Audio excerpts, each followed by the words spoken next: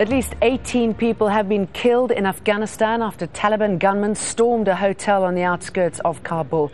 It happened at a resort near Qargha Lake. The Taliban says it launched the attack because the hotel guests were drinking alcohol and hosting wild parties. Let's get more from Jennifer Glasse, who's standing by for us near the scene of the attack. In fact, you are in the hotel compound itself. What have you seen, Jennifer? Well, Jane, there's evidence of the fierce battles that lasted 13 hours here all over the place. There's all sorts of spent shells on the ground, bits of trees all over the ground, and you can see my hotel behind me, much of it very burnt out. Outside the gates of this hotel, a car bomb went off late Thursday night when the resort was very busy. The Taliban fighters then killed 3 security guards and a policeman at the gate before storming the complex, which was full of Afghan families. At least, as you said, 18 people have been killed. NATO and Afghan forces were on the scene all night. They launched an assault shortly after dawn this morning. Helicopters were overhead. The fighting was quite fierce. We heard a large number of explosions, an awful lot of gunfire, and officials here say there were between 5 and 7 attackers. They are all dead.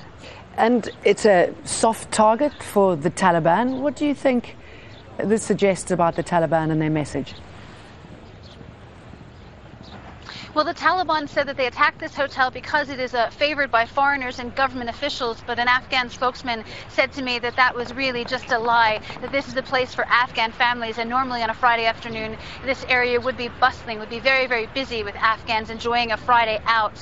It really seems to be another plot in the Taliban's campaign to take control by instilling fear in the people, because they can't gain control by becoming popular. The only thing they can do is make people afraid. Does this suggest yet another security failure in the country?